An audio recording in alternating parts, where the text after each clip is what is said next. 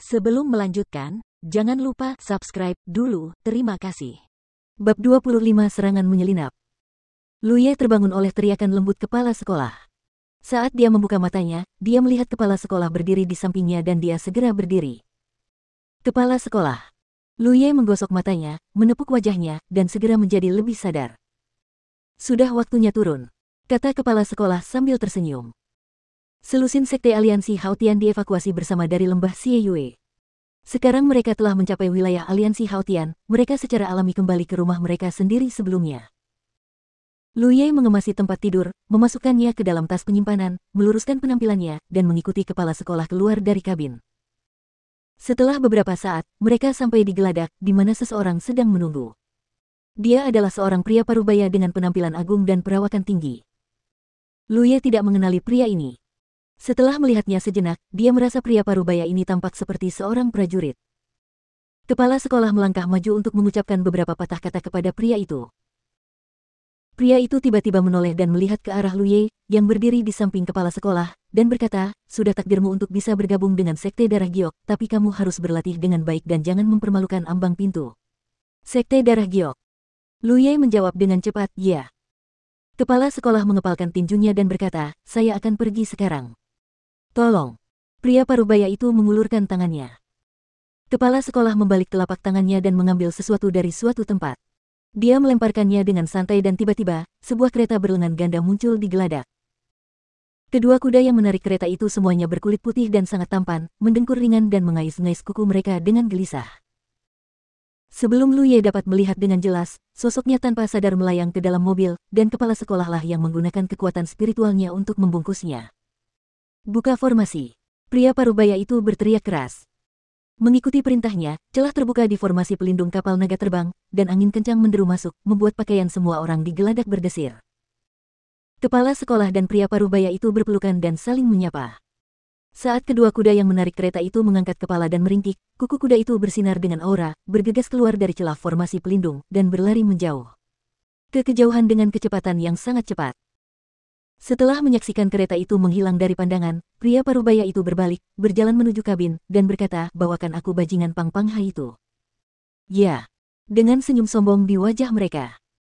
"Meskipun saya tidak tahu apa yang dilakukan saudara muda Pang hingga membuat wakil pemimpin aliansi marah, tetapi melihat perilaku wakil pemimpin aliansi, saudara muda Pang harus kehilangan beberapa kilogram." Di gerbong ganda, Luye melihat ini dan menyentuhnya dengan penuh minat, matanya penuh dengan keterkejutan. Telah berada di Kyushu selama lebih dari setahun, hanya dalam beberapa hari terakhir dia menemukan bahwa Kyushu yang dia kenal sama sekali bukan wajah dunia yang sebenarnya. Misalnya, kapal naga terbang sebelumnya, seperti sepasang kereta militer ini, kesenjangan kognisi yang sangat besar ini membuatnya merasakan satu hal. Ini adalah dunia latihan. Menjadi murid Sekte Darah Giok memberinya modal untuk berintegrasi ke dalam dunia latihan ini. Seiring dengan peningkatan budidayanya, kemegahan dunia ini pada akhirnya akan terungkap sedikit demi sedikit. Jika tidak, jika Anda menghabiskan seluruh hidup Anda menambang urat mineral, bagaimana Anda bisa melihat benda berwarna-warni ini? Kedua kuda ini, bukankah makhluk hidup? Luye berdiri di atas poros kereta dan mengulurkan tangan untuk menyentuh pantat kuda di depannya seperti menyentuh sepotong logam yang dingin. Melihat lebih dekat, saya menyadari bahwa kedua kuda ini tidak memiliki aura yang seharusnya dimiliki makhluk hidup. Mereka terlalu bersemangat, memberikan ilusi kepada manusia tentang makhluk hidup. Kereta di belakangnya terbuka, dan ada payung besar di atasnya. Payung besar itu berputar mengikuti angin, dan seberkas cahaya spiritual jatuh seperti benang, menghalangi angin kencang di langit. Kepala sekolah duduk di kereta dan tersenyum ketika mendengar kata-kata, "Ini adalah ciptaan Yanshi, digunakan untuk transportasi." Yanshi. Sejenis kultivator eksternal yang pandai membuat perkakas. Jika Anda memiliki kesempatan di masa depan, Anda akan dihadapkan pada hal itu. Luye berhenti bertanya lagi dan memperhatikan dengan penuh minat untuk beberapa saat, lalu dia dengan patuh mendatanginya duduk di kereta. Gerbongnya sangat luas dan dapat menampung 3 atau 5 orang tanpa masalah. Tentu saja, dia tidak akan sebodoh itu untuk duduk berdampingan dengan sang majikan. Setidaknya, dia tahu bagaimana menghormati seorang guru. Posisi dia duduk adalah di permukaan kereta di depan sang majikan, berlawanan dengan sang guru arah tuannya. "Bagaimana latihanmu sebelumnya?" tanya kepala sekolah. "Ini berjalan dengan baik," jawab Luye. Melalui latihan sebelumnya, dia memastikan satu hal, yaitu, sepertinya tidak ada bahaya besar yang tersembunyi dalam praktik penggunaan narkoba. Dalam beberapa hari terakhir, dia telah meminum lebih dari 10 pil-pil Yunling yang membuka lubang ketiga. Belum lagi efisiensi budidaya orang lain, setidaknya tidak mungkin dia meminum pil terus-menerus seperti dia. Situasi di mana erisipelas menumpuk dan menyebabkan kekuatan spiritual menjadi tidak jelas seperti yang disebutkan oleh kepala sekolah tidak muncul. Mungkin juga ini bukan waktu yang tepat dan dia hanya meminum lebih dari 10 pil Yunling pil. Ini masih memerlukan observasi lebih lanjut untuk memastikannya. Dia sedang mempertimbangkan apakah akan memberitahu sang guru tentang pencerahannya. Ketika dia ragu-ragu, dia mendengar sang guru bertanya, di antara 6 kultivasi, jalan mana yang ingin Anda ambil? Yang disebut 6 kultivasi tidak diragukan lagi adalah yang sebelum Peng Dahai informasi disebutkan. Luye benar-benar belum memikirkan hal ini. Saat ini, dia bisa dikatakan baru saja bersentuhan dengan dunia kultivasi. Dia tidak tahu apa-apa tentang segalanya. Kemudian dia bertanya, bagaimana menurutmu, kepala sekolah? Penatua Tang mengulurkan tangannya untuk mengelus janggutnya dan berkata, fisikmu tidak terlalu kuat, dan kamu tidak memiliki bakat khusus, jadi kamu tidak cocok untuk latihan fisik. 5 elemen Anda sebagian besar adalah api dan logam tambahan. Budidaya hantu dan budidaya medis juga tidak cocok. Yang tersisa hanyalah budidaya militer, budidaya hukum, dan budidaya eksternal.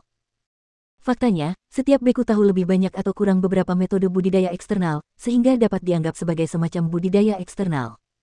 Tidak perlu mengkhususkan diri pada pelatihan kecil. Luye berkata dengan jelas, dengan kata lain, satu-satunya jalan yang cocok untuk murid adalah pelatihan militer dan pelatihan hukum. Itu benar. Lalu yang mana jalan masternya? Luye bertanya dengan rasa ingin tahu. Tuan Tang terkekeh, saya adalah seorang kultivator Dharma. Anda tidak perlu meniru saya. Menentukan jalan yang ingin Anda ambil adalah proses langkah demi langkah. Anda perlu menanyakan niat Anda yang sebenarnya. Saya menanyakan ini kepada Anda hal-hal sekarang hanya untuk memberi Anda gambaran tentang ini. Saya tidak meminta Anda untuk membuat pilihan dengan tergesa-gesa. Ketika Anda kembali ke Aoshan, Luye sedang mendengarkan ajaran sang guru, tapi tiba-tiba dunia mulai berputar, dan kemudian terdengar suara gemuruh yang memekakkan telinga. Saat penglihatannya berputar, dia melihat bola api menyala di udara dari sudut matanya. Melihat lebih dekat, dia menemukan bahwa yang terbakar sebenarnya adalah kereta berlengan ganda. Kereta itu mengalami serangan yang tidak diketahui dan telah terkoyak. Kedua kuda yang menariknya juga hancur berkeping-keping. Luye menggelengkan kepalanya, merasa kereta yang terbakar itu sama persis dengan yang dia naiki sebelumnya. Dia tiba-tiba menyadari bahwa itu adalah kereta yang dia dan kepala sekolah tumpangi, tetapi kereta itu mengalami serangan yang tidak dapat dijelaskan. Baru pada saat inilah dia menyadari bahwa dia telah dibawa pergi dari kereta oleh kepala sekolah dan melayang di udara. Seluruh tubuh kepala sekolah bersinar dengan aura, membungkusnya di dalamnya. Dia membuat rahasia dengan satu tangan dan melihat berkeliling dengan dingin, dengan ekspresi yang sangat serius.